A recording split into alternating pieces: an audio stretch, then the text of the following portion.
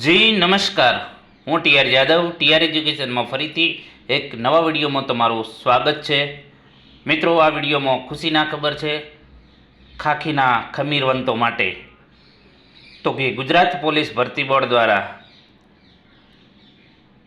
ગુજરાત રાજ્ય પોલીસ દળ વર્ગ 3 સંવર્ગના પોલીસ સબ ઇન્સ્પેક્ટર કેડર તથા લોકરક્ષક કેડરની જગ્યાઓમાં સીધી ભરતી માટેનું નોટિફિકેશન જાહેર થઈ ગયું છે. તો તેના વિશે આ વિડીયોમાં ચર્ચા કરીશું. તો મિત્રો, અહીં તમે જોઈ શકો છો ગુજરાત પોલીસ ભરતી બોર્ડની કચેરી, બંગલા નંબર સરિતા ઉદ્યાન નજીક, સેક્ટર 9, ગાંધીનગર.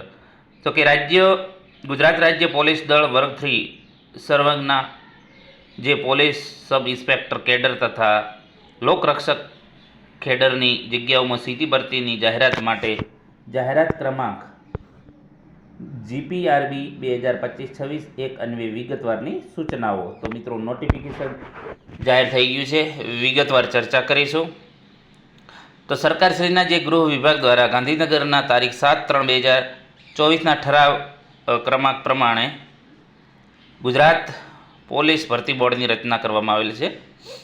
તો ગુજરાત રાજ્ય પોલીસ દળ જે વર્ગ 3ની પોલીસ સબ ઇન્સ્પેક્ટર કેડરની બિન હથિયારધારી પોલીસ સબ ઇન્સ્પેક્ટર, હથિયારધારી police sub inspector, plant commander તથા જેલર ગ્રુપ 2 તેમજ લોકરક્ષક કેડરની બિન હથિયારધારી પોલીસ કોન્સ્ટેબલ, હથિયારધારી પોલીસ કોન્સ્ટેબલ, હથિયારધારી પોલીસ કોન્સ્ટેબલ SRPF અને જેલ સિપાહીની ખાલી જગ્યાઓ માટે સીધી ભરતીથી ભરવા માટે ગુજરાત પોલીસ ભરતી બોર્ડ દ્વારા ફક્ત ઓનલાઈન અરજીઓ મંગાવવામાં આવે છે. અને આ જે અરજીઓ પ્રમાણે સંવર્ગની સંબંધિત જગ્યાના ભરતી નિયમોની જે પ્રવર્તમાન જોગવાઈઓ મુજબ લાયકાત પરિપૂર્ણ કરતા અને ઈચ્છા ધરાવતા ઉમેદવારોએ તારીખ 3/12/2025થી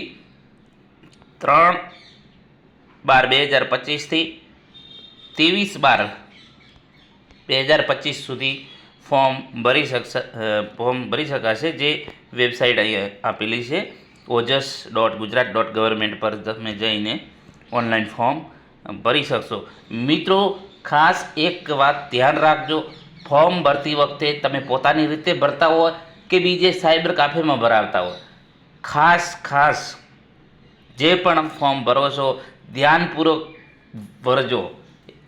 કારણ કે આ ફોર્મમાં કંઈ ગરબડ આવશે તો તમારે છેક સુધી હેરાન થવું પડશે, છેક ડેવી સુધી. એટલે મહેરબાની કરી પૂરું નોટિફિકેશન વાંચી ભલે 2 થી 4 વખત વાંચી લેજો, પરંતુ ધ્યાનથી જે અનામત કેટેગરીના ઉમેદવારો છે તો એમનું જાતિ પ્રમાણપત્ર, પછી નોન ક્રિમિલિયર OBC માટે, EWS માટે તો પોતાના જે જાતિ પ્રમાણપત્રો છે એ કમ્પ્લીટ જે છે એ ચેક કરીને જ ફોર્મ ભરજો. નહીં તો ડીવી વખતે ઘણો પ્રોબ્લેમ થાય છે. જે હમણાં GSRTCમાં ઘણા લોકોએ પ્રોબ્લેમ કર્યો છે. તો પોતાનું સારા માર્ક્સ હોવા છતાં પોતાની ઉમેદવારી રદ થવાની સંભાવના છે. તેથી જે તમે ફોર્મ ભરો કાળજીપૂર્વક ભરજો. તો અહીં તમે જોઈ શકો છો કે ઉમેદવારે ઓનલાઈન અરજી કરતી પહેલાં ભરતીને લગતી માહિતીને સૂચનાઓ જે ઉક્ત જે વેબસાઇટ પરથી સંપૂર્ણપણે કાળજીપૂર્વક વાંચી લેવાની.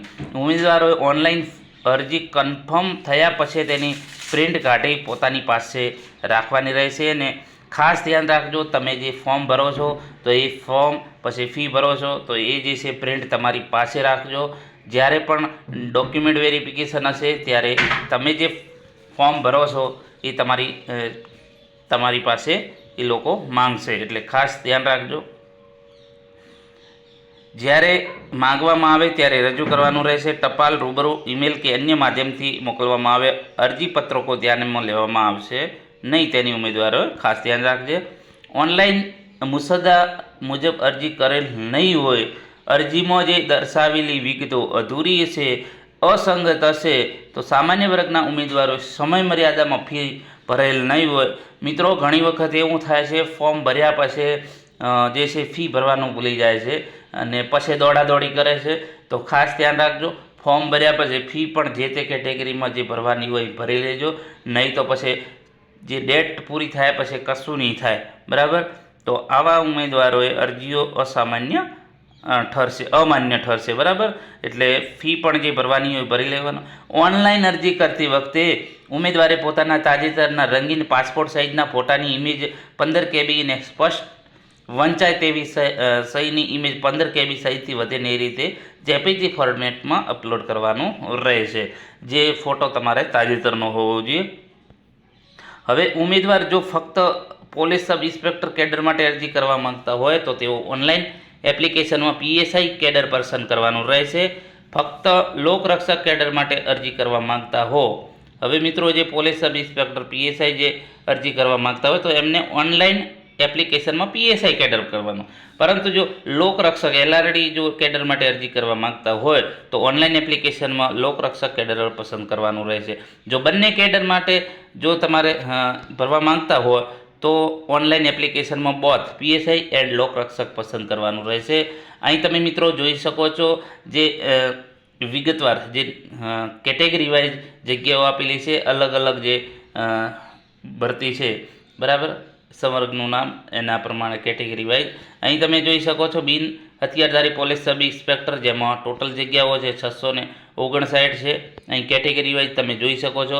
એ પ્રમાણે હથિયારધારી ઇન્સ્પેક્ટર પોલીસ સબ ઇન્સ્પેક્ટર જેમાં 129 છે. કેટેગરી વાઇઝ તમે જોઈ શકો છો.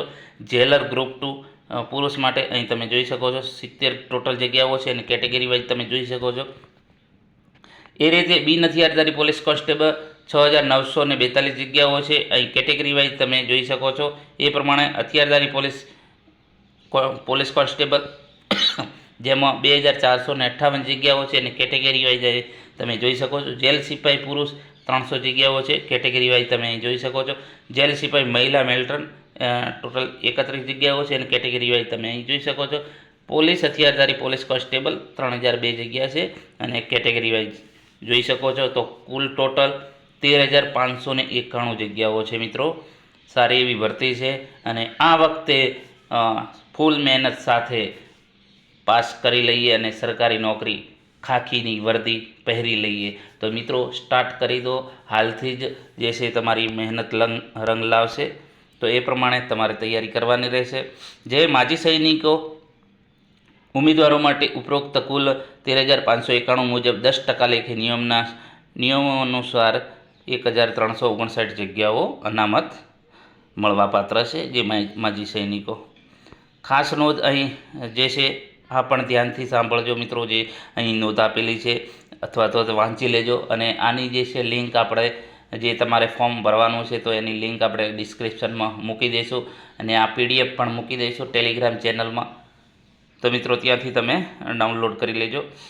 ઉમેદવારે જે દર્શાવેલ વધઘટ થવાની શક્યતા હોય જગ્યામાં વધઘટ થઈ શકે છે. ભરતી બોર્ડ સરકારશ્રી દ્વારા નામદાર હાઈકોર્ટ, નામદાર સુપ્રીમ કોર્ટ તરફથી વખતોવખત જે નિર્ણય આવશે તે ઉમેદવારોને બંધન કરતા રહેશે. સીધી ભરતીથી થનાર પસંદ તમામ ઉમેદવારોની નિમણૂક જે પ્રવર્તમાન નિયમો છે એ પ્રમાણે એની પરીક્ષા નિયમો અને નીતિ વિષયક હુકમો નિયમોને અનુલક્ષીને કરવામાં આવશે. નિયમો, ઠરાવો, પરિપત્રો જે સામાન્ય જે ભરતી બોર્ડ છે એની વેબસાઇટ ઉપર તમને મળી શકશે અને ગુજરાત સરકારની જે વેબસાઇટ છે ગૃહ વિભાગની તો એમાં પણ તમને મળી શકશે અને વહીવટી વિભાગની છે એમાં પણ તમને એ નિયમો મળી જશે. પછી તમામ સંવર્ગની જગ્યાઓ માટે વયમર્યાદા, શૈક્ષણિક લાયકાત, અનામતને લગતા પ્રમાણપત્રો, NCC પ્રમાણપત્ર, રાષ્ટ્રીય રક્ષા યુનિવર્સિટી અગાઉ રક્ષા યુનિવર્સિટી તરીકે ઓળખાતી અથવા નેશનલ ફોરેન્સિક સાયન્સ યુનિવર્સિટી અગાઉ ગુજરાત ફોરેન્સિક યુનિવર્સિટી તરીકે ઓળખાતી એનું પ્રમાણપત્ર, રમતગમતનું પ્રમાણપત્ર, વિધવાનું પ્રમાણપત્ર, સીધી ભરતી થવા માટેની વધારાની તમામ લાયકાત અને તમામ પ્રકારના પ્રમાણપત્ર અરજી કરવાની છેલ્લી તારીખ 23/12/2025 સુધીમાં ઇસ્યુ થયેલા હોવા જોઈએ, એટલે કે એના પહેલાંના હોવા જોઈએ. કોઈપણ અનામત જાતિનો લાભ લેનાર ઉમેદવારો પાસે અરજી કરવાની છેલ્લી તારીખ 23/12/2025 સુધીમાં ઇસ્યુ થયેલ હોય તેવા જે તે જાતિના માન્ય પ્રમાણપત્રો હોવા જોઈએ. મિત્રો ખાસ ધ્યાન રાખજો, જે પણ જાતિના પ્રમાણપત્રો છે પછી OBCને જે પણ લાગુ પડતો એ પ્રમાણપત્ર 23/12/2025 પહેલાંનું હોવું જોઈએ, ખાસ ધ્યાન રાખવાનું. જો એના પછીના હશે તો તમને એમનો કંઈ લાભ મળવાપાત્ર રહેશે નહીં. અનામત વર્ગના ઉમેદવારો બિન અનામત જગ્યા માટે અરજી કરી શકશે અને તેઓ બિન અનામત ધોરણો લાગુ પડશે. એટલે કે જે અનામતના વિદ્યાર્થીઓ છે, ઉમેદવારો છે, જો એમની પાસે પ્રમાણપત્ર નથી અથવા તો કંઈ છે તો એ બિન અનામતમાં પણ જનરલમાં ભરી શકશે. હવે વાત કરીશું વયમર્યાદા અને શૈક્ષણિક લાયકાત પોલીસ સબ ઇન્સ્પેક્ટર કેડર માટે. તો અહીં તમે જોઈ શકો છો વયમર્યાદા તો મહત્તમ 35 વર્ષ તારીખ 1990 અથવા તો ત્યારબાદ જન્મેલ, તારીખ 23/12/1990 અથવા ત્યારબાદ જન્મેલ, એમની 35 વર્ષ મહત્તમ હોવી જોઈએ. તો કે શૈક્ષણિક લાયકાતની વાત કરીશું. ભારતમાં અથવા તો રાજ્ય અધિનિયમથી અથવા તો હેઠળ સ્થાપાયેલી અથવા તો સંસ્થાપિત યુનિવર્સિટીમાં કોઈપણ અથવા તો તે માન્ય થયેલા કોઈપણ શૈક્ષણિક સંસ્થામાંથી અથવા તો યુનિવર્સિટી ગ્રાન્ટ કમિશન જે પ્રમાણે એમાં જાહેર થયેલી કોઈપણ શૈક્ષણિક સંસ્થામાંથી સ્નાતક એટલે કે ગ્રેજ્યુએટ ધરાવતો હોવો જોઈએ અથવા તો સરકારે માન્ય કરેલાની સમકક્ષ લાયકાત ધરાવતો હોવો જોઈએ. એટલે કે જે પીએસઆઈમાં ગ્રેજ્યુએટ કોઈ પણ શાખામાં ગ્રેજ્યુએટ હોવો જોઈએ. લોકરક્ષક કેડર માટે વયમર્યાદાની વાત કરીશું તો 18 વર્ષ કરતાં ઓછી ન હોવી જોઈએ અને 33 વર્ષ કરતાં વધુ ન હોવી જોઈએ. એટલે કે 23/12/1992 થી 23/12/2007 સુધીમાં જન્મેલ. અહીં તમે જોઈ શકો છો એ પ્રમાણે એ તમે ચેક કરી શકશો તમારી જે છે ડેટ ઓફ બર્થ પ્રમાણે. હવે શૈક્ષણિક લાયકાત વાત કરીશું. ધોરણ 12 પાસ હાયર સેકન્ડરી પરીક્ષા અથવા તો ગુજરાત સરકારના સામાન્ય વહીવટ વિભાગ 15/5/2012ના ઠરાવ પ્રમાણે મુજબ ધોરણ 12 સમકક્ષ પરીક્ષા પાસ કરેલી હોવું જોઈએ. એટલે કે જે ધોરણ 12 પાસ માંગ્યું છે, ઘણા જે આઈટીઆઈ કરેલા હોય છે 2 વર્ષનો કોર્સ, તો એમને સરકારશ્રી દ્વારા 12 પાસનું સર્ટિફિકેટ ઇક્વિવેલન્ટ આપેલું છે, તો એ પણ ભરી શકશે. ડિપ્લોમાવાળા જેમણે ઇક્વિવેલન્ટ સર્ટિફિકેટ છે તો એ પણ ભરી શકશે. જે ગુજરાત મુલ્કી સેવા પ્રમાણે જે સામાન્ય નિયમો પ્રમાણે લોકરક્ષક ભરતી કેડર માટે ઉપલી વયમર્યાદા હળવી કરી શકાશે. બરાબર. હવે પોલીસ સબ ઇન્સ્પેક્ટર કેડર અને લોકરક્ષક કેડરમાં ઉપલી વયમર્યાદા બાબતે સૂચનાઓ છે. જે કેટેગરી વાઇઝ જનરલ સામાન્ય મહિલાઓ માટે 5 વર્ષ છૂટછાટ છે. અનામત કેટેગરીના પુરુષ ઉમેદવારો માટે 5 વર્ષ છે. અહીં તમે જોઈ શકો છો આ જે તમને લાભ મળશે જે કેટેગરીના, જે અનામત કેટેગરીના છે. પછી જનરલ જે સામાન્ય કેટેગરીના મહિલા ઉમેદવારો માટે 5 વર્ષ છે. અનામત કેટેગરીના મહિલા ઉમેદવારોને 10 વર્ષ છે છૂટછાટ. જે મહત્તમ વયમર્યાદા 35 વર્ષ સુધી એ ફોર્મ ભરી શકશે. જેમને 35 વર્ષ રમતવીરો માટે જણાવેલ 1 અને 1 થી 3 મુજબ છૂટછાટ ઉપરાંત ઉપલી વયમર્યાદામાં વધારાની છૂટ 5 વર્ષ મળી શકશે. એના પછી માજી સૈનિકોને જે એમની બજાવેલી ફરજ એ પ્રમાણે સમયગાળા ઉપરાંત 3 વર્ષ સુધી છૂટછાટ મળશે.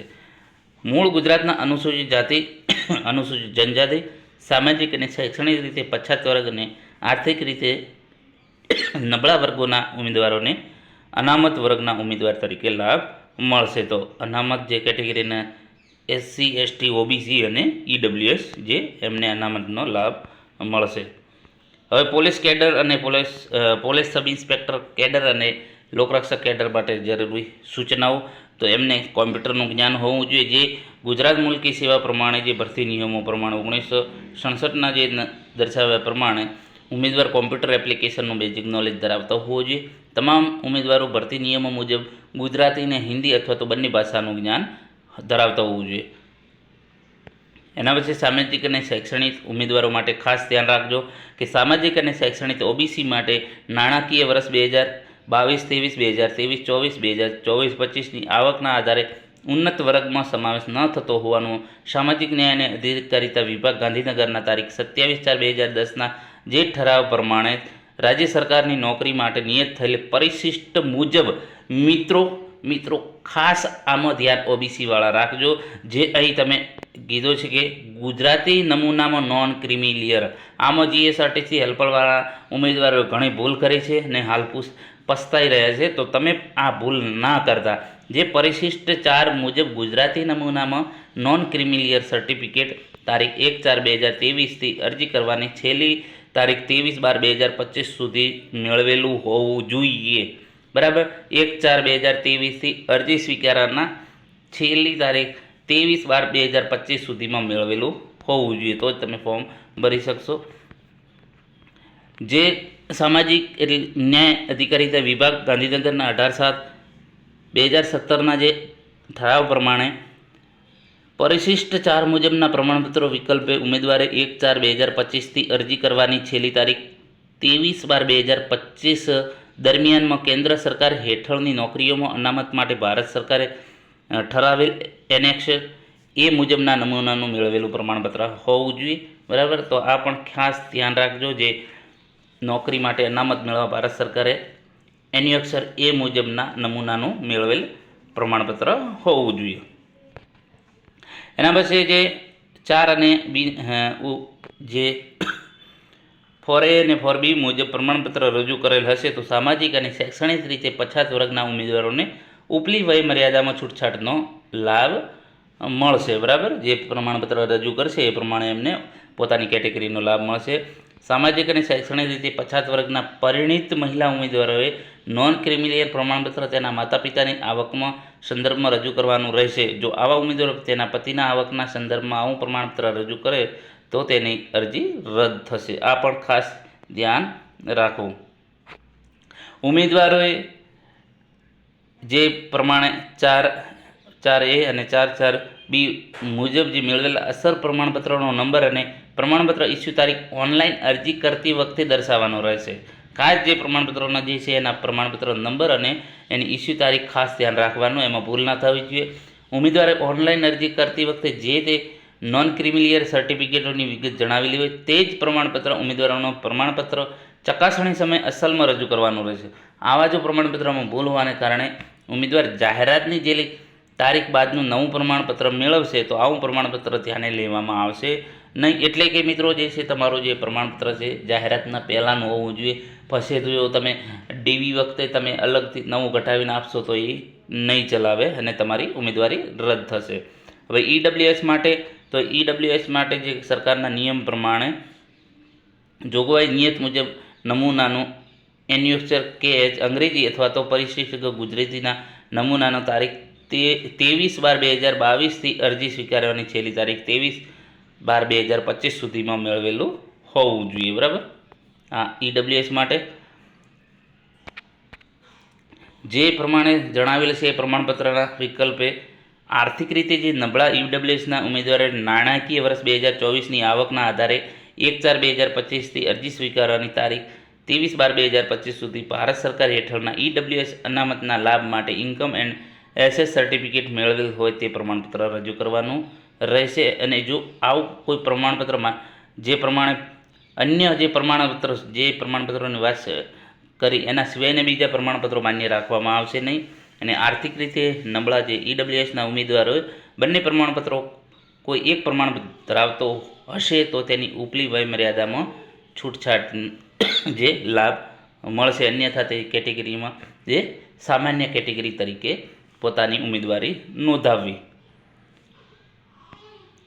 ઉમેદવારે જે પ્રમાણપત્રોની વાત કરી કે અસલ પ્રમાણપત્રનો નંબર અને પ્રમાણપત્ર ઇસ્યુ તારીખ ઓનલાઈન અરજી કરતી વખતે દર્શાવવાના રહેશે. એટલે કે જે પ્રમાણપત્ર નંબર છે એ પહેલાં હોવું જોઈએ ફોર્મ ભરતા પહેલાંનું, અને એ તમારે નંબર અને ઇસ્યુ ડેટ લખવીની ફરજિયાત છે. જો એ તમે નહીં રજૂ કરો, મતલબ કે જો એમાં એની જે ચકાસણી સમય જે તારીખ છે કે જે તમે રજૂ ડેટ નહીં કરો અને તમે નવું કઢાવીને આપશો તો એ તમારો રદ થશે.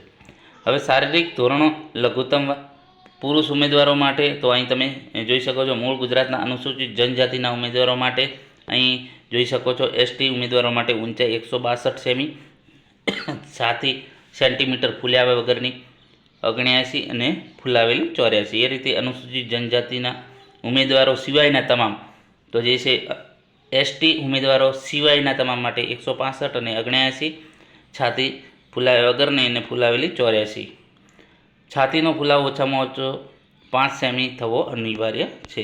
એ રીતે તમે મહિલાઓ માટે અહીં જોઈ શકો છો મૂળ ગુજરાતના અનુસૂચિત જનજાતિના ઉમેદવારો માટે 150 ઊંચાઈ સેમીમાં હોવી જોઈએ અને અનુસૂચિત જનજાતિના ઉમેદવારો સિવાય મહિલાઓને 155 છે, બરાબર. તો આ ખાસ ધ્યાન રાખવાનું છે. પછી ઉમેદવારે જણાવ્યા પ્રમાણે આ પ્રમાણે કોઈ ખામી છે તો એમને અયોગ્ય ગણવામાં આવશે. જેમાં વાંકા ઢીંચણવાળા હોય, ફૂલેલી છાતી હોય, ત્રાંસી આંખ હોય, સપાટ પગ હોય, કાયમ અતિશય ફૂલેલી નસ હોય, ફૂલેલો અંગૂઠો, અસ્થિભંગ અંગ હોય, સડેલા દાંત હોય, ચેપી ચામડીના રોગ હોય, રંગ અંજત્વની ખામી હોય, બરાબર. તો જે 10મા નંબરનો રંગ અંજત્વની ખામી છે એ જેલ સિપાઈ મહિલા અને પુરુષ માટે લાગુ પડતું નથી, બરાબર. તો આ ખાસ ધ્યાન રાખવાનું છે. બીજા જે નિયમો છે તમે ખાસ વાંચીને જ પછી ફોર્મ ભરજો, બરાબર. એના પછી વાત કરીશું જે આ નિયમો જે છે આપેલા છે, તો એ વધારે આપણે ચર્ચા નથી કરતા, કેમ કે પછી વધારે ટાઈમ જાય. તો એ પ્રમાણે તમે ખાસ જે પીડીએફ છે વાંચી લેજો. હવે પરીક્ષા ફીની વાત કરીશું તો જનરલ કેટેગરીના ઉમેદવારે 100 રૂપિયા ફી ભરવાની, જે 100 રૂપિયા ઉપરાંત બેંકના સર્વિસ ચાર્જ ભરવાના રહેશે. ઈડબ્લ્યુએસ, SC ST અને સોશિયલી એન્ડ ઇક્વિલી બેકવર્ડ ક્લાસીસ તથા માજી સૈનિકોની ફી ભરવાની રહેતી નથી. અહીં તમે જોઈ શકો છો આ જે છે ફી જનરલ કેટેગરી માટે છે. PSI કેડર 100 રૂપિયા, લોકરક્ષક કેડર 100 રૂપિયા, બોથ PSI અને LRD 200 રૂપિયા ભરવાના રહેશે. અહીં જોઈ શકો છો જે બેંકના અલગ અલગ ચાર્જીસ છે, બરાબર, આપેલા છે અહીં. તો એ પ્રમાણે તમારે બેંક ચાર્જીસ ફી જે છે ઓનલાઈન ભરવાની રહેશે. પોસ્ટ ઓફિસ કે બેંકમાં ચલણ કે રોકડેથી ભરવાની નથી, બરાબર. એ જો તમે ભરશો તો તમારો રદ થશે. આ જે છે બીજી સૂચનાઓ આપેલી છે. મિત્રો ખાસ તમે જે છે આ સૂચનાઓ તમામે તમામ જે છે વાંચીને પછી જ જે છે ભરજો, બરાબર. હવે કોન્સ્ટેબલ લોકરક્ષણ સેવાની જગ્યાઓ નીચે જગ્યાઓ નિમણૂક મળવાપાત્ર છે. કેમાં કે બિન હથિયારધારી પોલીસ કોન્સ્ટેબલ પુરુષ મહિલા, હથિયારધારી પોલીસ કોન્સ્ટેબલ પુરુષ મહિલા, જેલ સિપાઈ પુરુષ અને મહિલા, હથિયારધારી પોલીસ કોન્સ્ટેબલ SRPF ફક્ત પુરુષ માટે છે. હથિયારધારી કોન્સ્ટેબલ છે એમને પસંદગી પામેલ ઉમેદવારો પ્રવર્તમાન નિયમો મુજબ ફિક્સ માસિક વેતનથી કરાર શરતો મુજબ નિમણૂક મેળવાશે અને એ નિયમિત રીતે જે મળવાપાત્ર પગાર ધોરણમાં નિમણૂક અપાશે. નિમણૂક પહેલાં ઉમેદવાર નિમણૂક બાદ 2 વર્ષ દરમિયાન લાઇટ મોટર વ્હીકલનું લાયસન્સ મેળવી રહેવાનું રહેશે. એ પ્રમાણે તમે અહીં પણ જોઈ શકો છો મિત્રો, જે દરેક માટે લાયસન્સ ફરજિયાત છે.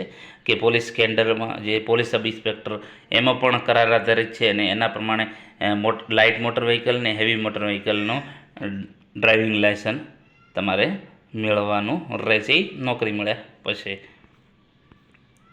તો પોલીસ કેડર પરીક્ષાના ચરણો તો અહીં તમે જોઈ શકો છો. એના સ્ટેજ ફર્સ્ટ સ્ટેજ છે ફિઝિકલ ટેસ્ટ, બરાબર. તો એના 2 ચરણો છે.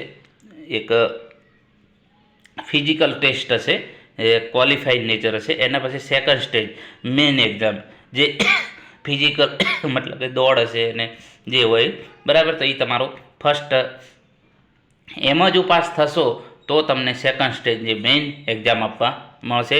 એ રીતે લોકરક્ષક કેડર માટે પણ first stage physical test qualifying nature અને સેકન્ડ સ્ટેજ ઓબ્જેક્ટિવ MCQ છે, ઓબ્જેક્ટિવ ટાઈપનું છે. અને અહીં મેન એક્ઝામ હશે પોલીસ સબ ઇન્સ્પેક્ટરમાં, લોકરક્ષકમાં ઓબ્જેક્ટિવ MCQ ટેસ્ટ હશે. પોલીસ સબ ઇન્સ્પેક્ટર અને લોકરક્ષક કેડરની શારીરિક કસોટી. પોલીસ ઇન્સ્પેક્ટર કેડર અને લોકરક્ષક કેડરના પરીક્ષા નિયમોમાં જણાવ્યા મુજબ શારીરિક કસોટીના ધોરણો એક સરખા રાખવામાં આવેલ છે, જેથી ઉમેદવારો બંને માટે જે છે એ ફોર્મ ભરી શકશે. અને જો બંને ભરતી માટે લાયક હોય તો તેઓ એક જ વાર શારીરિક કસોટી આપવાની રહેશે, બરાબર. એટલે કે જેમણે 2માં ફોર્મ ભર્યા છે તો એમને એક જ વાર પરીક્ષા આપવાની રહેશે શારીરિક કસોટી.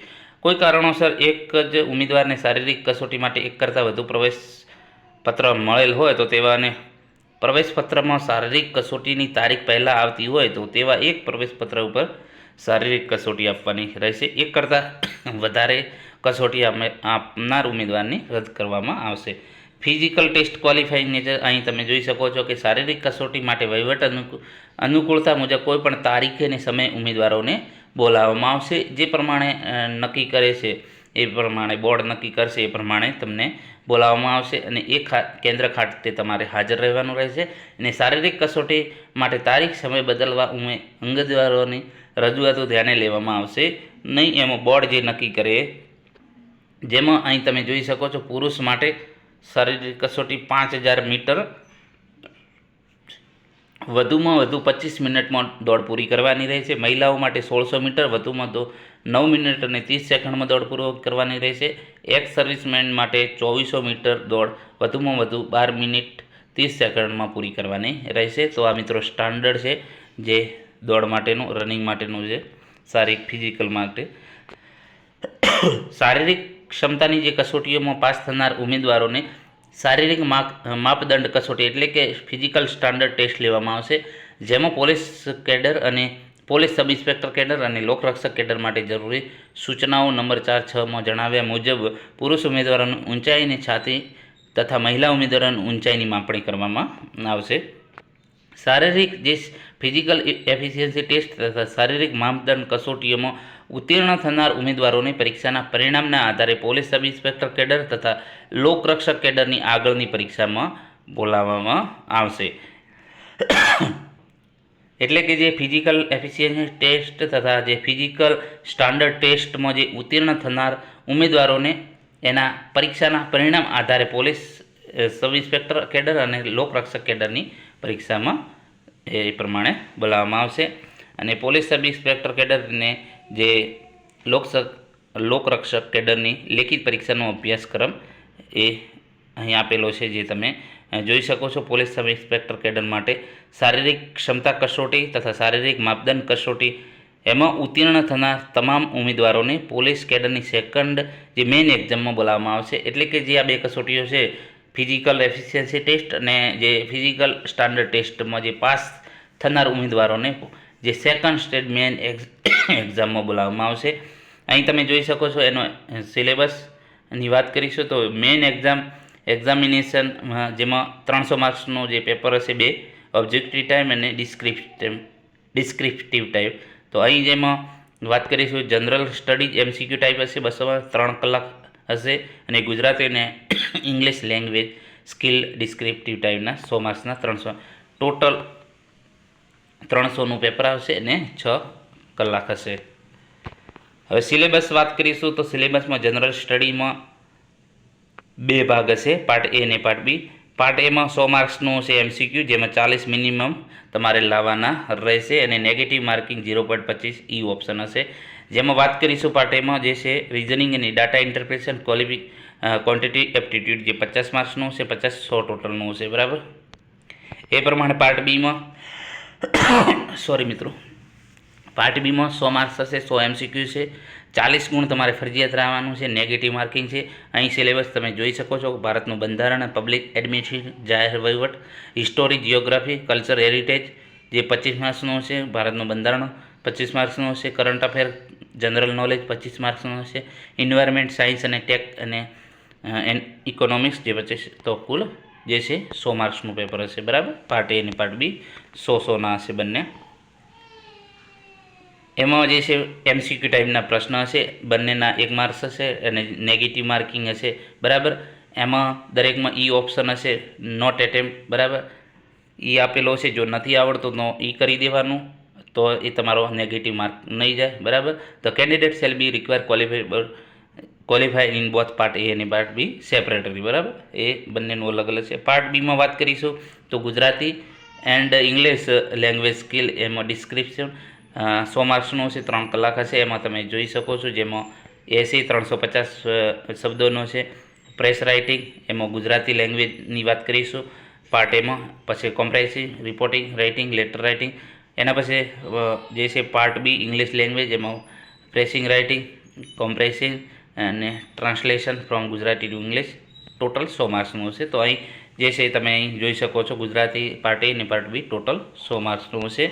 અને paper 1 of main exam shall be objective type અને પેપર 2 ડિસ્ક્રિપ્ટિવ ટાઈપ હશે. અને બંનેનું પાર્ટ A અને પાર્ટ Bનું ક્વોલિફાય જે છે 40% તમારે MCQ ટાઈપમાં જે પેપર 1માં તમારે ફરજિયાત છે. અને એ રીતે પેપર 2માં ઇંગ્લિશ અને ગુજરાતી લેંગ્વેજમાં એમાં પણ તમારે જે ડિસ્ક્રિપ્ટિવ ટાઈપ પેપર હશે એમાં 40 માર્ક્સ તમારે ફરજિયાત લાવવાના રહેશે. પેપર 2 ગુજરાતીને જે ઇંગ્લિશ લેંગ્વેજ સ્કિલ ડિસ્ક્રિપ્ટ એમાં જે છે 20 time of the number of vacancy required the merited candidate who has scored minimum, એટલે કે જેણે 40 માર્ક્સ લાયા છે પાર્ટ A અને પાર્ટ B, તો એ લોકો જેમાં ક્વોલિફાય થશે. પાર્ટ B અને પાર્ટ જે પેપર 1 જનરલ સ્ટડી MCQ એમાં પણ તેમાં 40% તમારો ક્વોલિફિકેશન ફરજિયાત છે, બરાબર. અને આ પરીક્ષા પાર્ટ A અને પાર્ટ B MCQ ટાઈપના રહેશે, બરાબર. બીજી જે સૂચનાઓ છે જે તમે અહીં જોઈ શકો છો, જે રાષ્ટ્રીય રક્ષા યુનિવર્સિટી અને જે નેશનલ ફોરેન્સિક સાયન્સ યુનિવર્સિટીમાં 1 વર્ષ અને તેથી વધુ સમયગાળા કોઈ ડિપ્લોમા, સ્નાતક, પોસ્ટ ગ્રેજ્યુએશન અને ગ્રેજ્યુએશનની ડિગ્રી ઉમેદવારને નીચે મુજબ વધારાનો ગુણ આપશે. 1 વર્ષ માટે, 2 વર્ષ માટે, 4 વર્ષ તેથી વધુ, બરાબર. તો એ પ્રમાણે ગુણ આપેલા છે, તો એ અંદર એડ થશે. બીજા તમે અહીં નિયમો વાંચી શકો છો મિત્રો. અને ખાસ ધ્યાન રાખજો,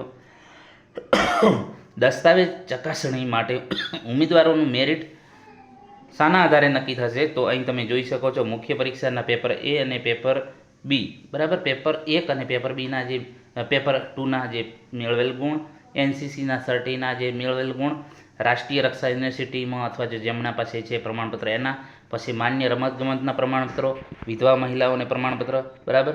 ઉપરોક્ત જે મેળવા પાત્ર ગુણનો સરવાળો કરી મેરિટ આધારે ખાલી જગ્યાના આધારે 2 ગણા DV માટે બોલાવવામાં આવશે. દસ્તાવેજ ચકાસણી માટે કોલ લેટર ડાઉનલોડ કરતી વખતે સંવર્ગનો જે પસંદગી ક્રમાંક હોય અવશ્ય જણાવવાનો રહેશે. એ ધ્યાને લઈ ઉમેદવારોનું મેરિટ ધ્યાનમાં લઈને પસંદગી કરવામાં આવશે. હવે પસંદગી યાદી માટે અહીં જોઈ શકો છો કે દસ્તાવેજ ચકાસણીમાં ક્વોલિફાય થયેલો ઉમેદવારોને મુખ્ય પરીક્ષાના પેપર 1 અને પેપર 2ના મેળવેલ ગુણ, NCC જે પ્રમાણે એ વાત કરી એ પ્રમાણે પસંદગી યાદી તૈયાર કરવામાં આવશે. અને ઘણાને જો સમાન ગુણ હશે તો તેવા કિસ્સામાં જન્મ તારીખ ધ્યાનમાં લેવાશે. જન્મ તારીખ પ્રમાણે વધુ ઉમેદવારોને પ્રથમ પસંદગી આપવામાં આવશે. જે ગુણને જન્મ તારીખ સરખી હશે તો એમની ઊંચાઈ ધ્યાનમાં લેવામાં આવશે. તો જેની ઊંચાઈ વધુ છે એની ધ્યાનમાં લેવામાં આવશે. એ પ્રમાણે તમારું પ્રતીક્ષા યાદી તૈયાર કરવામાં આવશે. લોકરક્ષક કેડરની ભરતી માટે સૂચનાઓ અહીં તમે જોઈ શકો છો. એ પણ શારીરિક કસોટી અને શારીરિક માપદંડ એ પ્રમાણે ટેસ્ટ લેવામાં આવશે. અને સેકન્ડ સ્ટેજ જે છે ઓબ્જેક્ટિવ ટાઈપ, એમાં પણ જે છે ફિઝિકલ એફિશિયન્સી ટેસ્ટ અને ફિઝિકલ સ્ટાન્ડર્ડ ટેસ્ટ લેવામાં આવશે. અને ઓબ્જેક્ટિવ ટાઈપ એમાં સેકન્ડ સ્ટેજ જે ઓબ્જેક્ટિવ ટાઈપમાં તમે ટોટલ પાર્ટ એની પર પાર્ટ બી 200 માર્ક્સ હશે, એમાં 3 કલાક હશે, બરાબર. જે 80 માર્ક્સ 80નું હશે, 40 મિનિમમ તમારે લાવવા પડશે. અને નેગેટિવ માર્કિંગ છે અને યુ ઓપ્શન આપેલા છે. તો અહીં તમે જોઈ શકો છો સિલેબસ રીઝનિંગ અને data entry, quantity aptitude, comprehensive અને ગુજરાતી લેંગ્વેજ જે ટોટલ જે છે 80 માર્ક્સનું હશે. આમાં પણ તમારે 120 માર્ક્સનું હશે. 120 એમાં પણ 40% તમારે ફરજિયાત લાવવાના રહેશે. એના પછી સિલેબસ વાત કરીશું અહીં જે પાર્ટ બી માટે, તો એમાં ભારતનું બંધારણ 30 marks, current affairs, science, technology, general knowledge 40 માર્ક્સનું હશે, હિસ્ટોરી, કલ્ચર, જિયોગ્રાફી, ગુજરાત અને ભારતનું 50 માર્ક્સનું, ટોટલ 120 માર્ક્સનું, બરાબર. એટલે તમારે પાર્ટ એ 80 માર્ક્સનું અને પાર્ટ બી 120, ટોટલ 200નું પેપર હશે, બરાબર. જે છે ક્વોલિફાઈડ સ્ટાન્ડર્ડ 0.25 નેગેટિવ થશે, એ ઓપ્શન આપેલો છે, બરાબર. MCQ ટાઈપનો હશે, બરાબર. તો એ અને બીનું સેપરેટ તમારે ફરજિયાત 40% લાવવાના રહેશે પાસ થવા માટે. બીજો જે સૂચનાઓ છે તમે જોઈ શકો છો. જે પણ વિશેષ ગુણભાર, તો અહીં જે જોઈ શકો છો જે રીતે પોલીસ સબ ઇન્સ્પેક્ટરમાં હતો એ ટાઈપનું છે. NCCનું પ્રમાણપત્ર હશે તો તમને 2 ગુણ વધારે મળવામાં આવશે. રક્ષા યુનિવર્સિટી કે નેશનલ ફોરેન્સિક યુનિવર્સિટીમાં જો ભણેલા હશે, એમાં કોઈ પણ સ્નાતક કે ડિગ્રી ડિપ્લોમા કરેલું હશે તો એ પ્રમાણે 1 વર્ષ માટે 3 માર્ક્સ, 2 વર્ષ માટે 5 વર્ષ, એ પ્રમાણે તમે અહીં જોઈ શકો છો.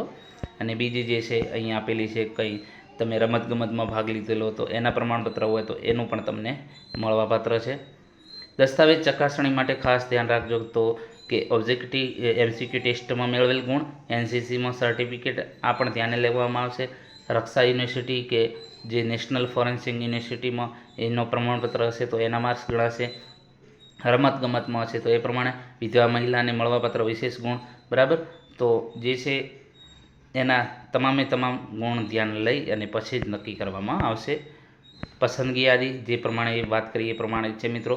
તો અહીં તમે જોઈ શકો છો તારીખ વધુ પૂછવા માટે તારીખ 3/12/2025 થી 26/12/2000 દરમિયાન ટોલ ફ્રી નંબર આપેલો છે. તો ટોલ ફ્રી નંબર ઉપર તમે કંઈ પણ તમારી ક્વેરી હોય તો તમે જે છે સાંજે સવારના 10:30 થી સાંજે 18 કલાક સુધી રવિવારની જાહેર રજા સિવાય તમે પૂછપરછ કરી શકશો. SD Nirja Gotru IPS police મહાનિદેશક, પોલીસ અધ્યક્ષ, ગુજરાત પોલીસ ભરતી બોર્ડ, ગાંધીનગર, તારીખ 3/12/2025. તો મિત્રો આજે છે પોલીસ ભરતીની જે જાહેરાત થઈ છે 2026 માટે, તો હાલથી જ તૈયારી થઈ જાઓ. અને જે છે ખાસ ધ્યાનથી ફોર્મ ભરજો, એટલે કે તમારે કંઈ ભૂલ ના પડે અને તમારું ભવિષ્ય બની શકે. અને ટૂંક સમયમાં આપણે પણ ફ્રીમાં તમામે તમામ જે છે સિલેબસ પ્રમાણે આપણે પણ ટૉપિક ચાલુ કરીશું. તો એમાં જોડાઈ જજો. અને વોટ્સઅપ ગ્રુપ છે તો એની પણ લિંક આપેલી છે, એમાં જોડાઈ જજો. અને જે છે ટેલિગ્રામ ચેનલ છે તો એની પણ લિંક છે. તમામે તમામ આપણે ફ્રીમાં ભણાવીશું. જો વિડીયો પસંદ આવ્યો તો લાઇક, શેર અને મિત્રો ચેનલને સબસ્ક્રાઈબ કરવાનું ન ભૂલતા. Thank you for watching this video.